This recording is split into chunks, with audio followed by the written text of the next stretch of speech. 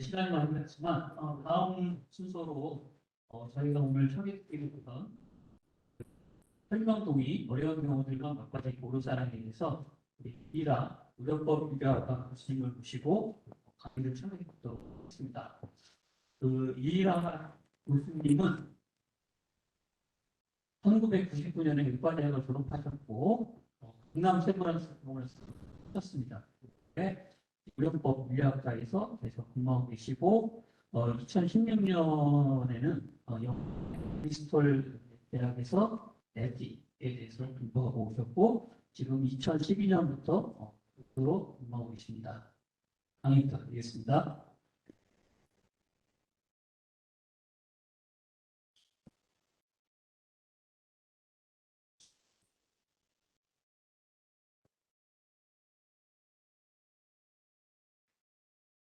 화면 공유 안 돼. 공되나요?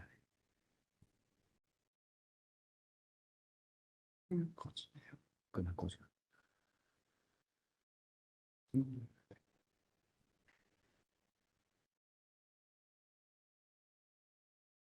빙에서 오시면 그래. 네.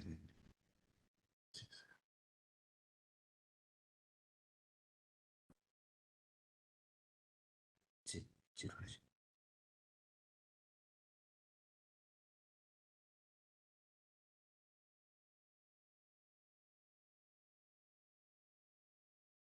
화면 공유 되나요? 네, 됐습니다. 네. 예, 방금 소개받은 이라고 합니다. 우선 일정에 약간 사고를 일으키게 돼서 너무 죄송하고요. 제가 부탁을 김경수 교수님 통해서 받았던 내용은 설명동의 과정에서 발생할 수 있는 여러 가지 문제들을 어떻게 고려할 것인가. 특히 제가 오늘 좀 말씀드리려고 하는 건 거부하는 환자들을 어떻게 판단할 것인가라고 하는 일입니다. 분명히 우리가 보기에는 이게 맞는데, 뭐 여러 가지 적응증이나 또 환자의 상태에 맞춰봤을 때 우리가 권하는 치료법, 이게 환자에게 분명히 도움이 되는데도 불구하고 거부를 할 때, 이게 그냥 단순히 인사이트가 부족하고 또 우리가 설득을 하거나 강제로라도 치료를 해야 되는 경우인가, 아니면 다르게 생각을 해야 하는가. 때로는 분명히 이제 초반에 모두의 말씀을 드리면 때로는 환자가 거부한다고 해서 그 그대로 수용할 수도 없고 그게 적절하지 않을 때가 있습니다. 하지만 때로는 그런 환자의 요구가 우리한테 굉장히 불편해도 받아들여야 될 때가 있거든요. 그러면 이제 그 기준을 어떻게 설정할 것인가, 그리고 마지막에는 우리 법이 어떻게 이야기하고 있는가 정도까지 소개를 해드리려고 합니다. 이런 이야기, 그러니까 거부를 하는 환자들과 관련해서 우리가 제일 먼저 갖게 되는, 내지는 일반적으로 언급이 되는 논의가 자기결정권하고 최선의 이익이 충돌한다라는 접근입니다. 그래서 환자가 자기결정권을 행사한다, 자율성을 행사한다고 하면 이게 환자의 최선의 이익하고 상충할 수 있다, 잠재적으로 상충한다. 둘 중에 하나를 선택해야 된다라고 하는 그런 생각이고 그런 종류의 접근입니다. 저는 그게 옳지 않다고 생각합니다. 왜냐하면 자율성이라고 하는 건 맘대로 하는 것을 의미하지 않습니다.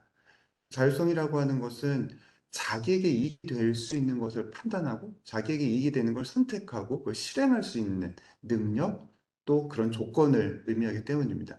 심지어 더 나가면 좋은 가치, 좋은 것을 선택할 수 있는 능력까지 이야기합니다.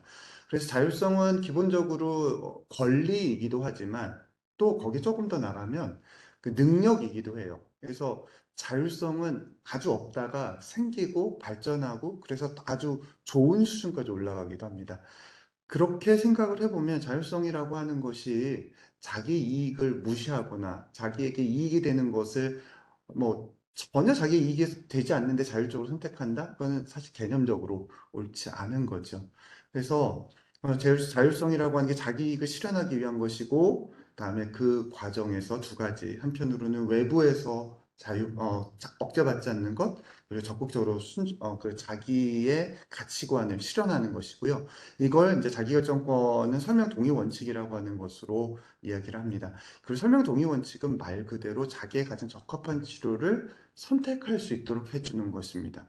그리고 이제 이게 우리한테 불편한 점인데 환자가 동의하거나 동의하지 않을 수 있다라고 하는 점이 문제가 되는 거죠. 자기결정권은 동의하지 않을 권리를 전제로 합니다. 동의를 하지 않을 권리가 있고 그 과정에서 환자가 동의해주고 승낙해주는 것이 되는 거죠. 그래서 이것을 해결하기 위해서 환자에게 판단 능력이 있고 적절하게 정보가 전달이 됐고 그 동의를 표현하는 것인데 이 과정에서 자기에게 어떤 것이 있는지, 무엇을 할 수 있는지를 이해하고 그걸 표현하는 과정이 필요하겠죠. 최선의 이익이라고 하는 것은 그것과는 좀 다른 맥락에서 사용돼야 하고 또 이해되어 왔습니다. 이게 타인이 결정을 내리는 맥락에서 사용되는 것이지 자기가 결정을 내리는 맥락에서는 자기 결정권이라고 하는 것이 이익을 실현하기 위한 것으로 이해가 되어야 됩니다. 그래서 타인이 결정을 내릴 때 최선의 이익을 고려하게 됩니다. 그래서 기본적으로는 현재 처한 상황에서 의학적인 필요를 충족시키는 것, 조금 더 나가면 장기적으로 도움이 되는 것, 그리고 지금 당장 아니면 장기적으로 봤을 때 위험한 요소들을 줄이고 또 그것들을 회피할 수 있는 능력을 유지시키는 것. 이렇게 이제 다양한 측면에서 얘기가 되고요. 특히 이런 판단의 능력이 없을 때, 이런 판단 능력을 결여하고 있을 때 우리가 대신해서 결정을 내릴 때 기준으로 최선의 이익을 논의하게 됩니다. 따라서 최선의 이익이라고 하는 것은 대리 판단에서 대상의 복지에 기여하는 결정, 이걸 내릴 때 이야기하는 거죠. 이 둘은 상충하는 것이라고 오해하기 쉽습니다. 자기결정권과 자유로운 결정이 최선의 이익이 어떻게 상충할 수 있을까요? 내가 보기에 나한테 도움이 되고 나한테 이익이 되는 것을 표현할 수 있는 사람을 표시하는 게 정말 자기의 이익하고 상충할 수 있을까요? 기본적으로는 말씀드렸던 대로 의사결정 능력을 상실했을 때 사용하기 위한 논의가 최선의 이익인데 종종 우리는 그것을 환자가 멀쩡하게 의사결정 능력이 있음에도 불구하고 최선의 이익이라고 하는 것이 결정될 수 있다, 적용될 수 있다라고 생각하고 있는 것 같습니다.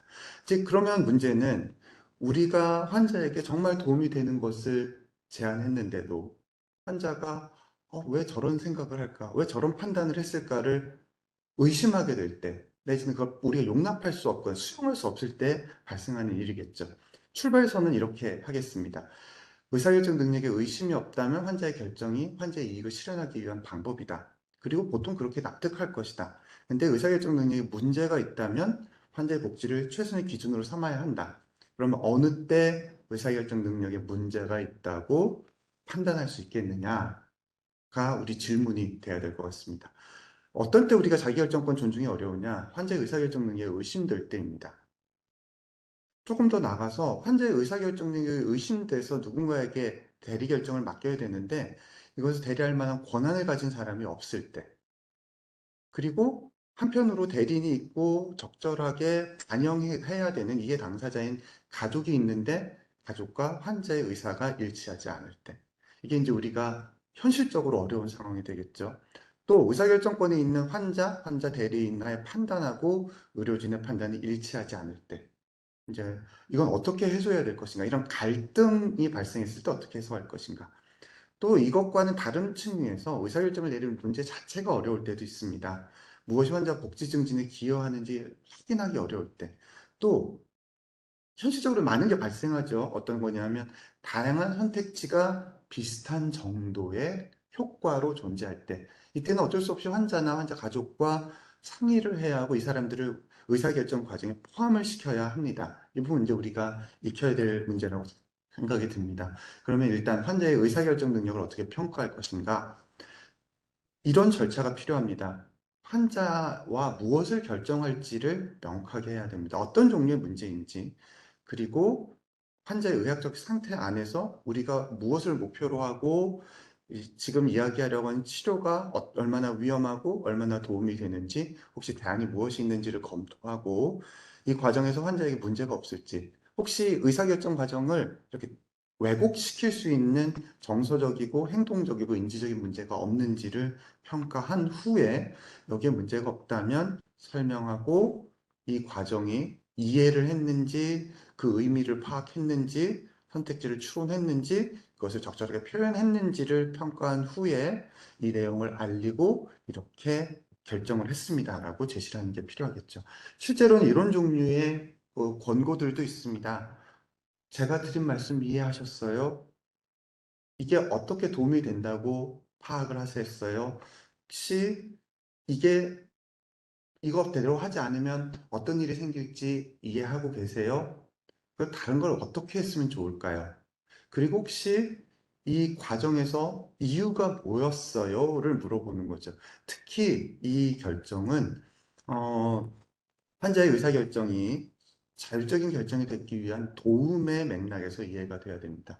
그리고 환자가 부당한 영향을 받지 않도록, 특히 의학적인 상황 때문에 부당한 영향을 받지 않도록, 정신과적인 문제들도 있겠지만, 딜레리어스 할 수도 있고요. 지금 환자가 굉장히 통증이 심하거나 어떤 다른 종류의 신체적인 문제들 때문에 판단에 장애가 있을 수도 있죠. 그러면 꼭 지금 이 순간에 결정을 내리지 않을 수도 있습니다. 시간이나 여유가 있다면 환자가 적절하게 판단할 수 있도록 조금 기다려줄 필요도 있습니다. 또 다른 하나는 우리 어떤 종류의 걱정이 있냐 하면 환자가 돈 문제를 얘기할 때 아니면 환자가 가족의 부담을 얘기할 때 저거를 우리가 내가 반영하면 어떡하지? 이건 내가 책임을 져야 되나? 이런 걱정이 우리한테 생길 수 있습니다.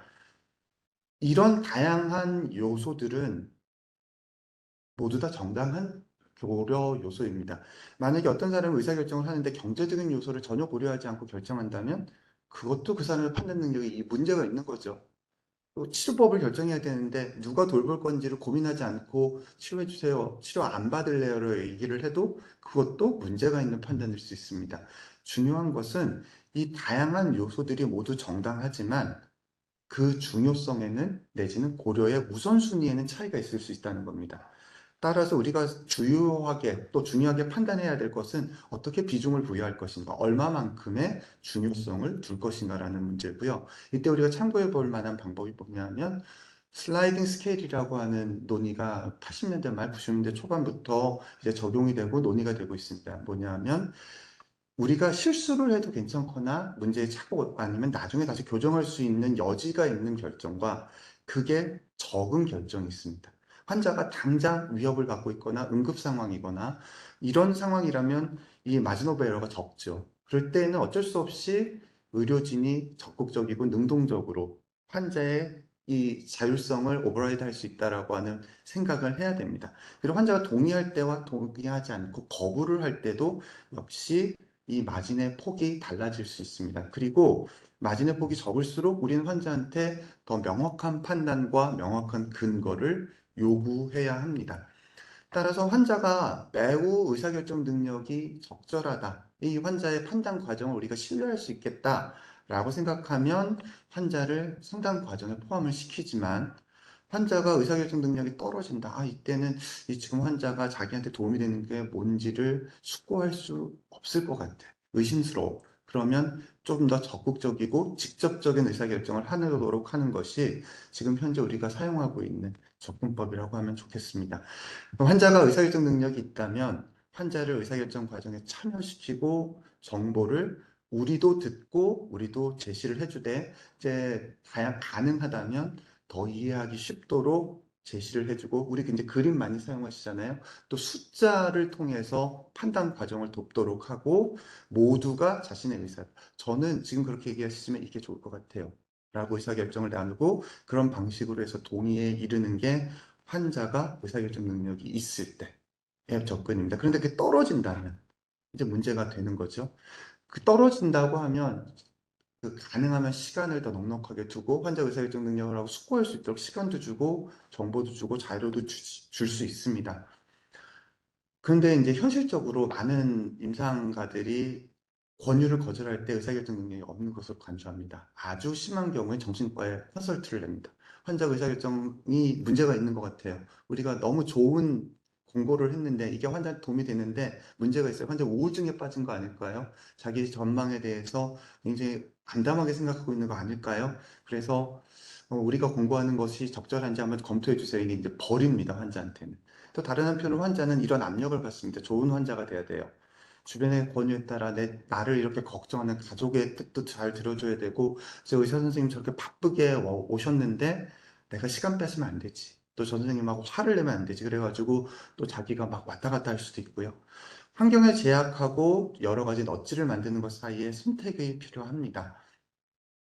그럼에도 불구하고 법적인 문제가 생길 수 있습니다. 그리고 정말 환자의 판단을 우리가 오버라이드 해야 되는 순간이 된다면 어떤 근거로 할 것인가? 법적인 몇 가지 판례를 두 가지를 생각을 할 수 있을 것 같습니다. 하나는 2005년도에 있는 상황인데요. 응급실에서 있었던 이제 악명 높은 사건입니다. 환자가 술을 마신 상태에서 아주 심하게 취한 상태에서 농약을 먹었습니다. 응급실에 왔는데 그 환자가 이리게이션을 끝까지 거부합니다. 그래가지고 그 응급실에서 치료를 못하고 다른 응급실로 보냈는데 다른 병원에서는 치료를 받은 거예요. 이제 술도 깼던 거죠. 술도 깨고 그래가지고 받았는데 결국에는 위세척이 적절하지 않고 이제 치료도 이미 많은 과량의 농약을 먹은 상태여서 결국 사망했습니다. 그게 소송으로 가고 응급실이 졌어요. 치료할 수 없는 사람을 어떻게 치료하라는 거야? 그 당시에 우리나라 판례의 흐름은 이것이었습니다. 생명은 위급하다면 살려라. 어떻게 살리라는 설명은 없었습니다. 이게 이제 우리 법률과 이제 판결의 개선점이고 이게 현실인데 이 당시만 해도 살려라라고 하는 것이었습니다. 다만 그 판례의 방향은 점점 바뀌고 있고요. 환자가 명확하게 자기결정권을 행사했다면 무조건 살릴 의무를 인정하지 않고 있습니다. 이게 이제 한 10년 전 상황까지 이렇게 진행이 된 거죠. 환자가 수혈을 받아야 되는 수술법을 거부하고, 난 무수혈이든 아니면 그 수혈을 받지 않거든. 내가 수술을 받아야 되는 상황이지만 수혈은 거부한다. 이런 경우라면 그 뜻이 적절하다면, 환자의 뜻이 명확하다면, 환자가 그 결정에 충분히 자율적인 결정을 내렸다면 그 뜻을 따른 의사에게는 책임이 없다라고 이야기를 하는 것입니다. 따라서 환자의 생명과 자기결정권은 비교가 가능하다. 환자가 자기결정권을 이야기했다면, 그리고 자기결정권으로 내가 죽을 수도 있다는 걸 알고 있습니다. 하지만 나는 그래도 이런 치료법을 선택했습니다. 라고 얘기를 한다면, 그게 환자의 최선의 이익에 부합한다라고 법원은 판단하고 있다는 겁니다. 다만 전제는 이런 단서를 달았어요. 이런 판단을 위해서는 수혈 및 대체할 수 있는 치료 방법이 가능한지, 안전성이 있는지 등에서 의사가 적절하게 설명을 해야 하고, 환자가 이 과정에 문제가 없었다, 적절하게 판단을 했다라고 하는 것을 의사가 내지는 가능하다면 다른 사람, 제3자가 판단하고 평가하고 기록으로 남기고 그게 근거가 되어야 한다. 이게 이제 대법원의 전제였습니다. 다만 그 상황에서도 우리 법은 굉장히 환자를 보호하려고 하는 입장은 유지가 되어 있어요. 아마 이건 이제 점점 더 바뀌겠죠. 하지만 현 수준에서는 안전 장치를 두고 있습니다. 환자가 수혈 거부를 철회할 의사가 없는지를 한 번 더 확인을 해라. 특히 위급한 상황이 됐다면, 특히 환자가 사망할 것이 예상되는 상황이라면 재확인하도록 해라. 라고 판결을 내리고 있습니다. 이제 이게 우리나라의 잣대가 약간 고무줄 같기도 하고, 법원의 잣대가 고무줄 같고, 때로 의사에게 이게 약간 좀 뭐랄까, 불리하게 적용되는 경우가 있어서 문제인데, 자기 결정권 행사에 하자가 개입되지 않았다. 이 이 판결문의 문구를 실무적으로 어떻게 해석할 것인가에 문제가 우리한테 있습니다. 다만, 우리 법이 제시하고 있는 원칙은, 심지어 우리 법도요, 환자의 자기결정권이 명확하다면 무조건 살리라고 우리한테 요구하고 있지 않다는 점입니다. 다만 그 과정이 적절하도록 말씀드렸던 대로 정보, 환자의 의사결정 능력, 그리고 충분한 시간과 숙고, 이것들을 요구하고 있다는 상황입니다. 제가 준비한 내용은 여기까지입니다. 경청해 주셔서 감사합니다. 예, 감사합니다. 혹시 우리 김남용 선생님이 오늘 발표했는데 선생님 케이스랑 비교해서 질문 있으시면 질문. 왜냐하면 첫 케이스는 적극적으로 보호자들이 하자고 했는데 의사 입장에서는 이게 더 데미지가 될 것 같아서 결정을 미뤘던 거고, 두 번째 케이스는 아까 여러 교수님들이 언급 주신 것처럼 수술이 가능한데 보호자들이 요구에 그냥 순응한 거거든요. 그래서 그거. 네, 안녕하십니까. 외과 전공의 3년차 김남경입니다. 네, 일단 강의 잘 들었습니다, 교수님. 제가 발표한 케이스는 사실 환자분의 전반적인 이제 상대를 평가했을 때 주치의 의사가 이제 뭐 서지컬 인터벤션이 서지컬적인 치료가 좀 적합하지 않다고 판단해서 의료진이 먼저 이제 연명 치료 의사를 조금 제한한 케이스인데요. 혹시 뭐 이런 경우에 있어서 그 주치의의 판단에 대해서 뭐 그 사회적으로 그걸 평가하는 기준 같은 것들이나 아니면 이전 판례 같은 것들이 있는 건지 좀 궁금합니다. 감사합니다. 질문. 사실 환자한테 제일 도움이 되는 치료가 무엇인지는 이제 의료진이 잘 알고 있죠. 다만 의료진의 판단이 환자가 지금 고려하기에 이제 먼저 이제 환자는 의사에게 제안을 받았어요. 이렇게 구성을 하시면 될 것 같아요. 그 의사가 보기에 지금 이렇게 하는 게 좋지 않겠나라고 제안을 받으면 환자는 그 제안을 판단하고 평가해야 됩니다. 지금 이 상황에서 내가 어떤 상황에 놓여 있는데 지금 저 제안이 지금 내가 이 아주 곤란한 문제를 해결하는 데 도움이 될까라고 하는 판단에 적용이 돼야 되겠죠. 따라서 이 부분에 대한 판단은 상당히 임상적인 판단이고요. 지난 5년 동안 연명의료 결정법 진행되는 과정에서 철저하게 임상적으로 의사들의 권한이다. 무엇이 환자에게 도움이 되는지에 대한 이 판단 권한을 의사가 내리고 다만 그것을 이제 설득하는 절차를 갖도록 해라라고 얘기를 했는데 다만 그 5년 동안 갖춰지지 않은 게 이제 우리가 설득을 할 수 있는 방법을 우리가 잘 만들어 놓지를 않았어요. 다만 우리 병원에도 아마 강남병원에도 그럴 텐데 이런 이슈가 발생하면 상담을 할 수 있는 팀은 분명히 있고요. 그래서 자문을 요청하실 때 아마 이렇게 접근을 하시면 좋을 것 같아요. 이 부분에 대해서는 저희 말고 또 전문적으로 하신 선생님들하고도 상의를 좀 해보시면 어떨까 싶어요. 지금 환자분의 상태에 대해서는 제가 분명히 말씀드린 대로고요. 그런 상황에서 어떤 게 가능한지 한번 상의를 해보십시오라고 좀 요 앞뒤 맥락을 좀 만들어주시고 토스를 해주시면 환자하고 얘기하기가 조금 쉽습니다.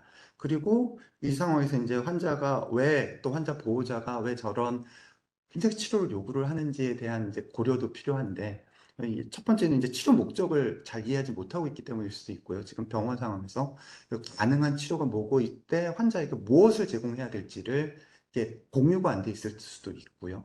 그 환자는 병원에 왔으면 치료 받아야지 이렇게 생각하고 있는데 의료진이 보기에는 환자가 이 지금 상황에서는 매니지를 해야 되고 여러 가지를 이렇게 완화를 해야 되는 상황이다. 이렇게 판단을 하고 있다면 목적이 공유가 돼야 될 거거든요. 이제 그 목적 공유의 과정도 좀 필요할 것 같고, 그런 절차들을 법이 이제 지금 이건 가이드라인 수준으로 제공을 하고 있다고 보시면 될 것 같습니다. 그래서 이런 상황에서 의사가 예, 부탁을 했다. 이 과정에서 같이 상의를 할 수 있도록 요청을 했다라고 얘기를 하면, 뭐 의사에게는 뭐 치료 거부나 이런 식의, 판단이 되거나, 뭐 법적인 책임이 발생하지는 않습니다. 그렇게 이해하시면 좋을 것 같습니다. 예. 민원도 올라와요. 의사가 치료하지 말자 그럽니다. 뭐 이렇게. 네, 유영선 교수님. 신촌에 가지 않습니까? 그냥 스리먼트라서 질문이 좀 죄송합니다.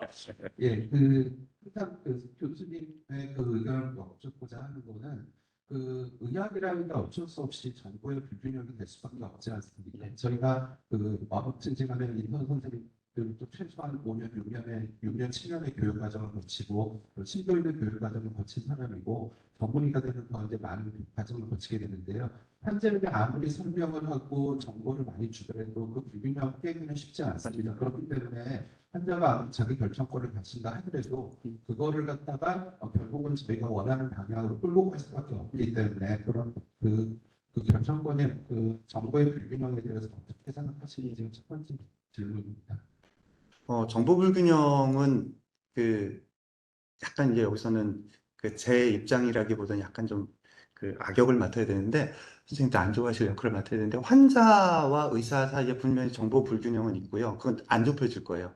근데 일본에서 어떤 표현을 쓰냐면 환자는 생활 전문가라는 표현을 써요.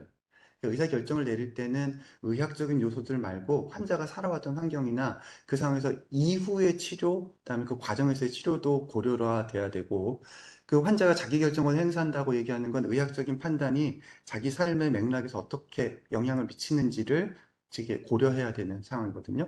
그러면 환자 입장에서도 의사 선생님들한테 자기 입장을 전달해야 되는 이게 왔다 갔다 해야 되는 상황이 되는데 종종 이제 정보라고 하는 게 의료진으로부터 의사로부터 환자에게 전달되는 정보의 불균형 내지 이제 그 과정에서 극복되지 않는 문제들이 종종 강조가 되는 거죠.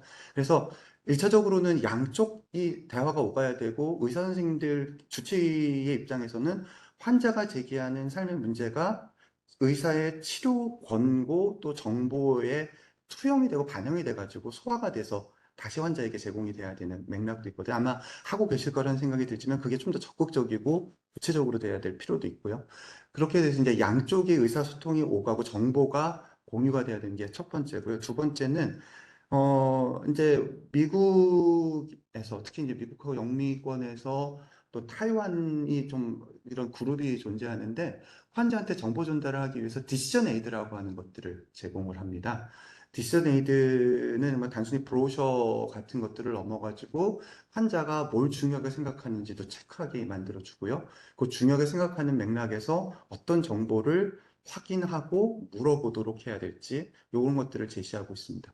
그래서 환자 입장에서는 뭐 이런 의견이 있습니다. 뭐 이런 차원의 문제들이 있습니다. 뭐 이런 보고가 있습니다와 같은 전문적인 의학적인 정보보다는 몇십 퍼센트에서는 이런 일이 발생합니다. 10명을 수술하면 어떻게 됩니다와 같이 환자가 이해하기 쉽고 아니면 자기 결정에 반영할 수 있는 정보를 요구를 하거든요. 그래서 모든 정보, 다음에 과학적으로 타당한 최신 지견이 아니라 자기 결정에 필요한 형태로 정보를 제공받는 것. 아마 그게 환자의 의사결정에 도움이 되는 결정인 것 같습니다.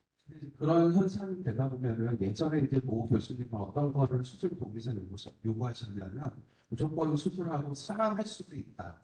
네, 그 가능성은 뭐 퍼센트로 쓸 수도 있지만 예. 왜냐하면 그 문구가 들어가고 안 들어가고가 나중에 어떤 수화 문제가 걸렸을 예. 때 이제 그런 문제가 있기 때문에 그래서 환자에 너무 정보를 많이 줬을 때는 저희가 너무 스트릭트하고 그냥 숫자상으로만 볼 수밖에 없는 게 현실인데 예. 그게 과연 환자랑 의사 사이의 rapport 이런 거에 대한 문제도 있을 수 있기 때문에 예.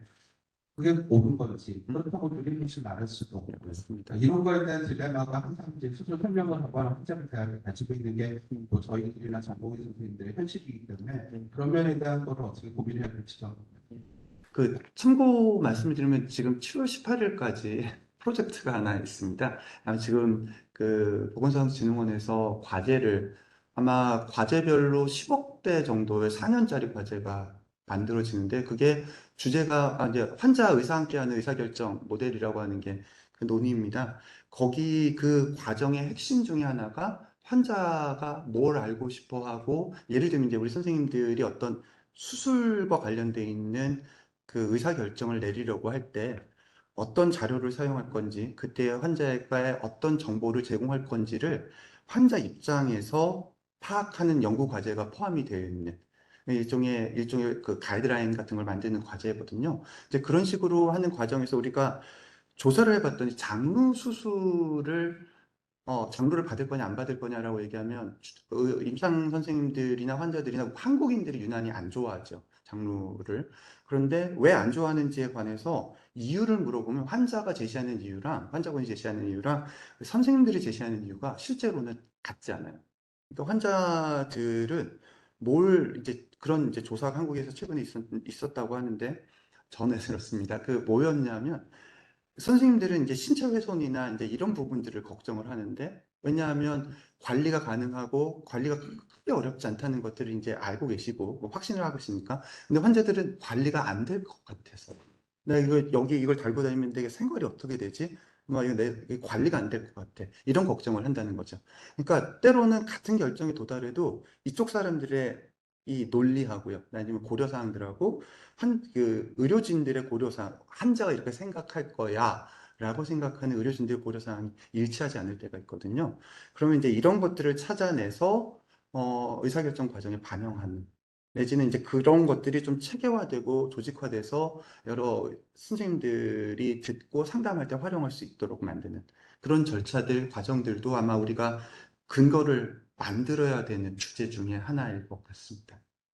감사합니다. 시간이 많이 가는데 열띤 토론하고 내용이 프랙티컬한 것 같습니다. 혹시 못하시는 것들이 있으시면 이런 교수님 먼저 메일로 보시든지 하시면 잘 말씀 주실 것 같습니다. 그리고 이번 2학기는 이걸로 종료하고 저희가 8월 26일 날 2학기 개학식을 하는 건데 그때는 지금 저희 교실에 조직 문화에 대해서 외부 컨설팅을 하고 있습니다. 그래서 그 컨설팅 결과랑 앞으로 어떻게 우리가 변할지에 대해서 논의하도록 하겠습니다. 끝나고 같이 단체 사진 한번 찍겠습니다.